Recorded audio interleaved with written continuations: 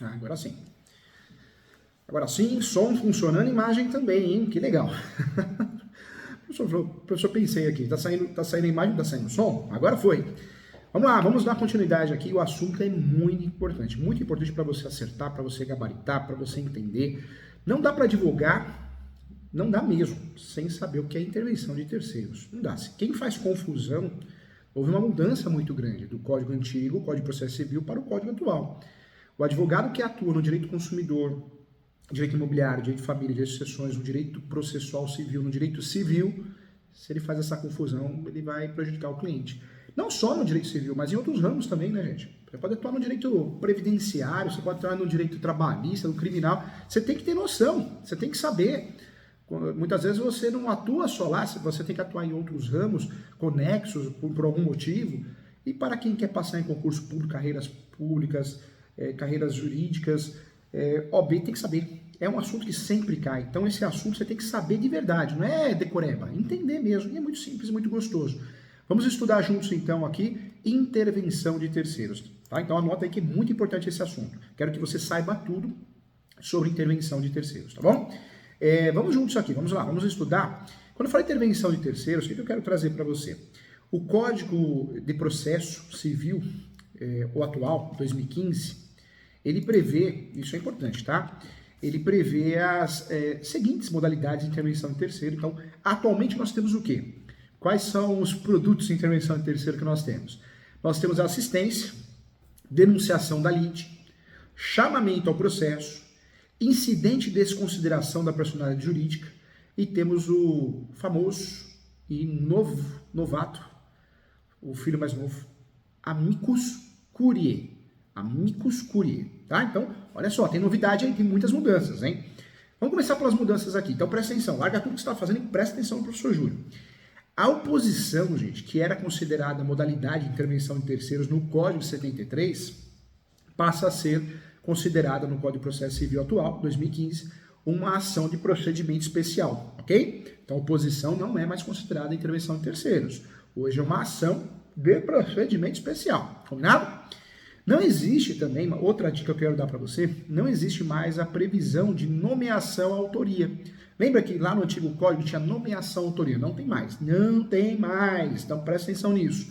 Não existe mais a previsão de nomeação à autoria no Código de Processo Civil atual, 2015, como modalidade de intervenção de terceiro, tem sido substituída, assim, pelo incidente previsto nos artigos 338 e 339, tá bom? Vamos lá. A primeira modalidade de intervenção de terceiro, então, é assistência. Considera-se, eu falo isso nos livros, considera-se assistência à intervenção de terceiros juridicamente interessado. O terceiro juridicamente interessado em que a sentença seja favorável a uma das partes. Essa é a regra do jogo. Sendo atribuída, sendo admitida em qualquer procedimento, em todos os graus de jurisdição, recebendo o assistente o processo no estado em que se encontra. Então, em qualquer grau de jurisdição, em qualquer procedimento, cabe assistência, ok? Ponto e outra dica importante, fundamental, hein? É requisito essencial para assistência que o assistente tenha interesse jurídico na causa. Então, qual que é o grande requisito, professor Júlio, da assistência, da intervenção de terceiro, a primeira que nós estamos estudando de 5? O primeiro requisito, para que eu possa ser assistente, para que eu possa prestar assistência no processo, o requisito essencial para assistência é que o assistente tenha interesse jurídico na causa, ok? Não tem mais o que falar, isso já mata a questão. Vamos lá. Conforme previsto no artigo 120 do Código de Processo Civil de 2015, não havendo impugnação no prazo de 15 dias, o pedido de assistência será deferido. Então, eu faço via petição, faço o pedido de assistência. Se o outro lado, no prazo de 15 dias, não se manifestou, não impugnou, será deferido.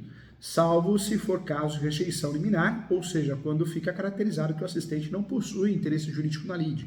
Aí o próprio juiz, juíza, Poder Judiciário, vai fazer a rejeição preliminar, porque não demonstrou interesse jurídico, tá bom? Entretanto, gente, se houver impugnação, isto é, se qualquer parte alegar a falta, né, falta ao requerente, a falta de fato do requerente em relação à conexão, ao nexo de causalidade, ele não consegue provar o interesse jurídico para intervir no processo, o juiz decidirá o incidente sem suspensão do processo. Essa é a regra do jogo, tá? A assistência, gente, ela tem duas classificações importantes.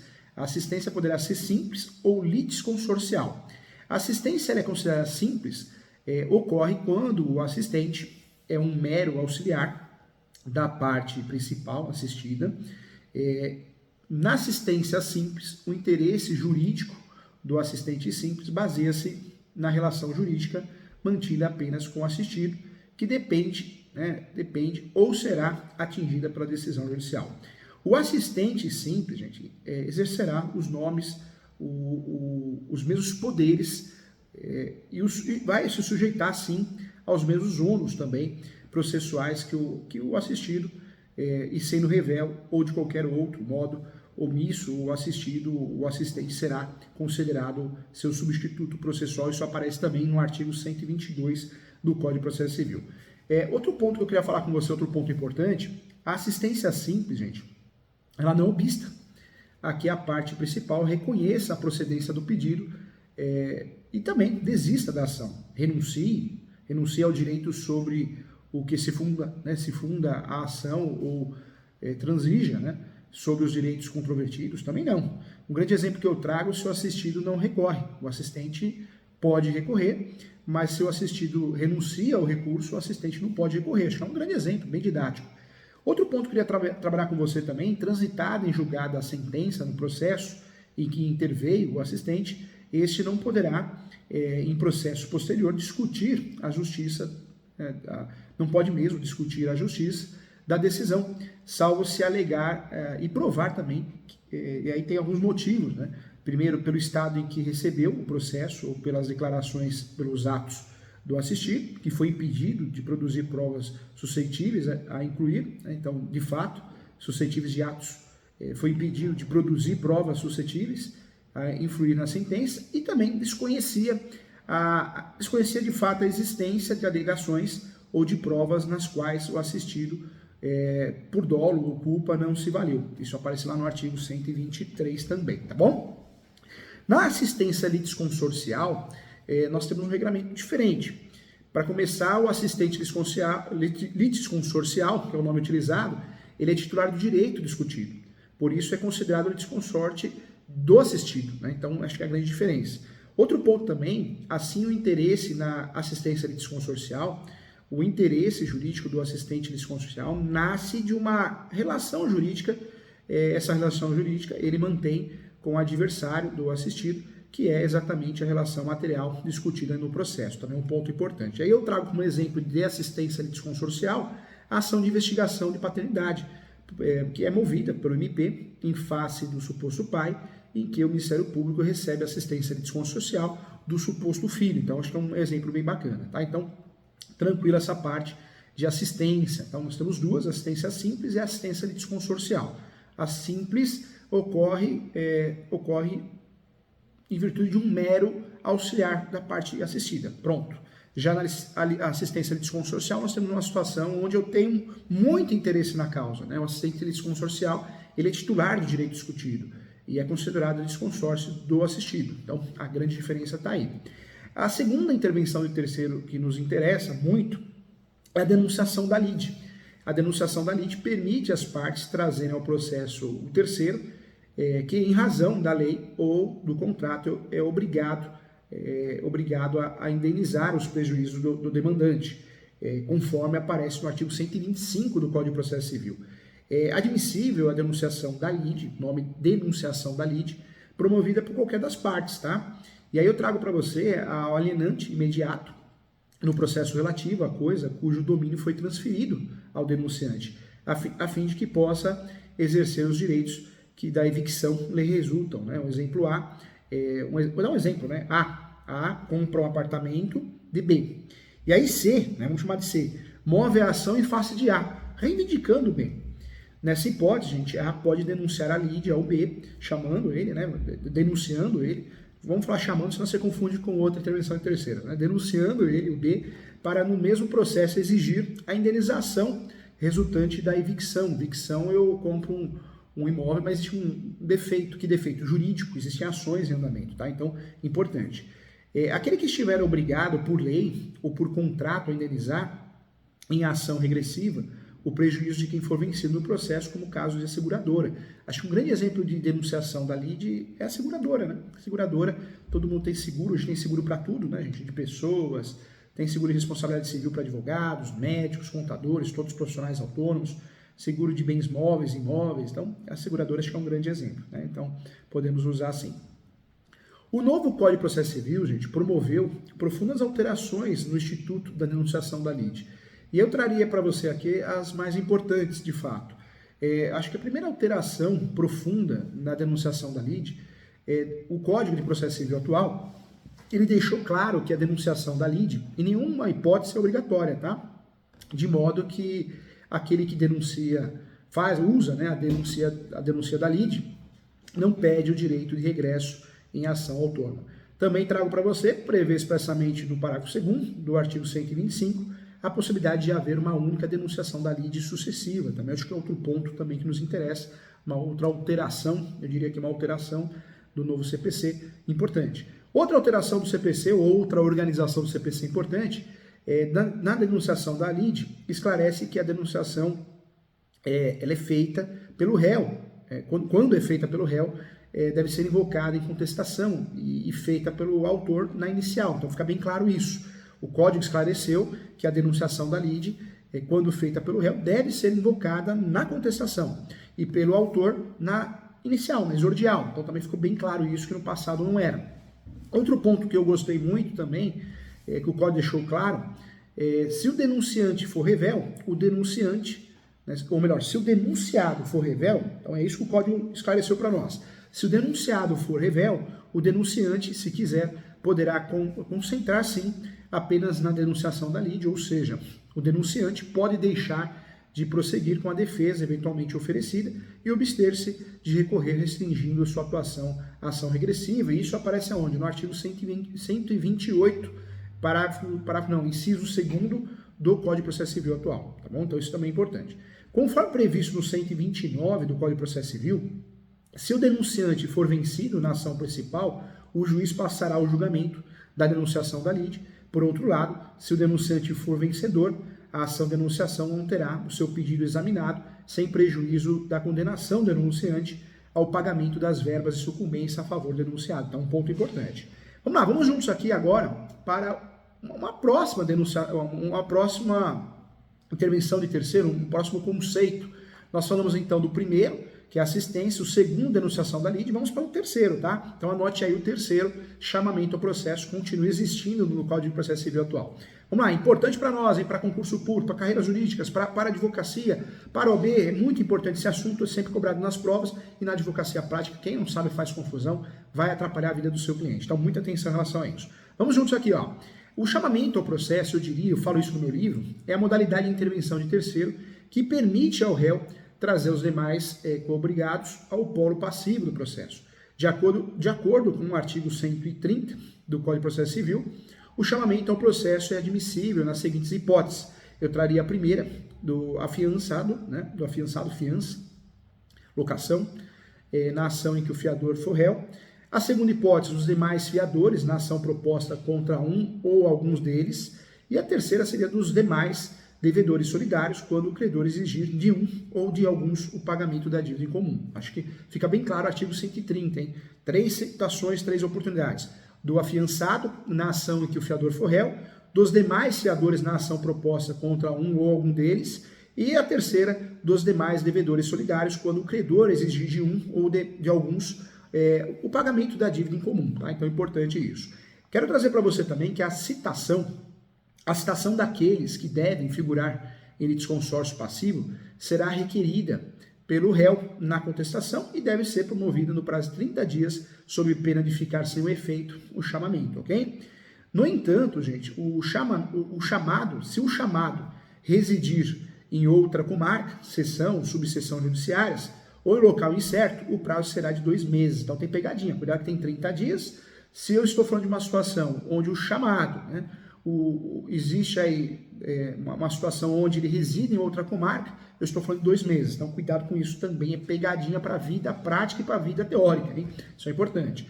Quero registrar também, ainda que de acordo com o artigo 132 do Código de Processo Civil, a sentença de procedência ela valerá como título executivo em favor do réu que satisfazer a dívida, a fim que possa exigi-la por inteiro do devedor principal ou de cada um dos codevedores a sua cota na porção que lhes tocaram, ok? Então isso é importante. Vamos lá, vamos para a quarta intervenção de terceiro, hein? Quarta, hein? São 5, quarta. A próxima intervenção de terceiro também é novidade no CPC, foi uma reorganização, é o incidente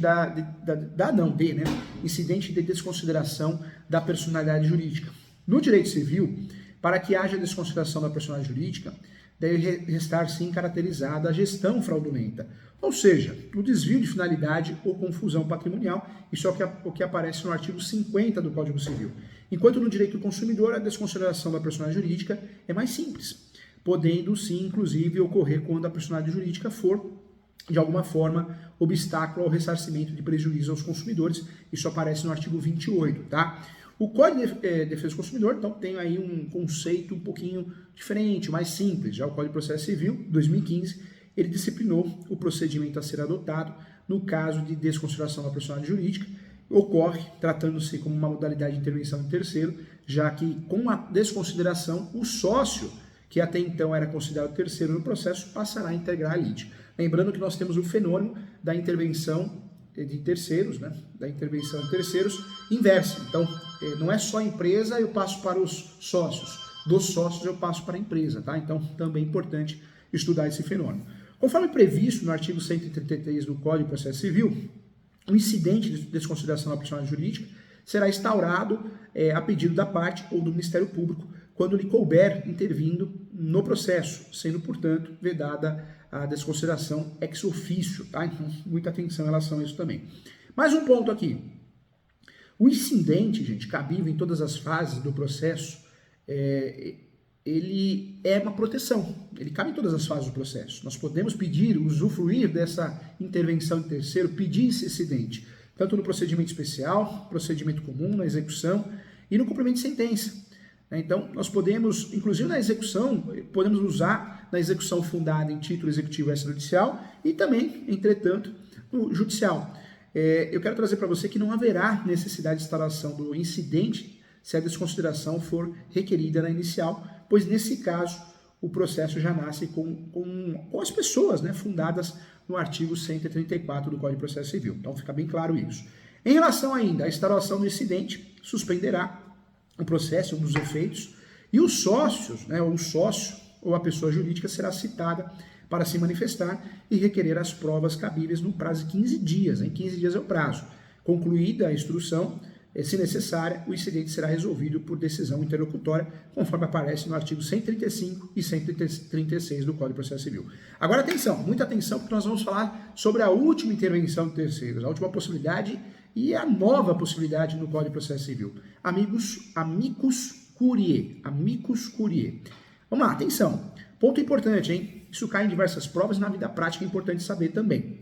De acordo com o artigo 138 do Código de Processo Civil, o juiz ou o relator de segundo grau, considerando a relevância da matéria e de forma específica, a especialização da matéria, do tema, objeto da demanda, ou a repercussão social da controvérsia, poderá sim, por decisão irrecorrível, então cuidado, decisão irrecorrível, hein? De ofício a requerimento da parte ou de ofício, poderá solicitar, requerer, nomear um amicus curiae, ok? Então, o artigo 138 do Código de Processo Civil, o juiz ou relator, considerando a relevância da matéria, a importância no processo, ou de ofício, ou a pedido das partes, poderá solicitar ou admitir a participação da pessoa natural ou jurídica, pode ser pessoa natural ou jurídica, em amicus curiae, órgão ou entidade especializada com representatividade adequada no prazo de 15 dias. Então, quem pode ser amicus curiae, professor Júlio? Pessoa natural, pessoa física ou pessoa jurídica, ok? Então, importante, órgão ou entidade especializada.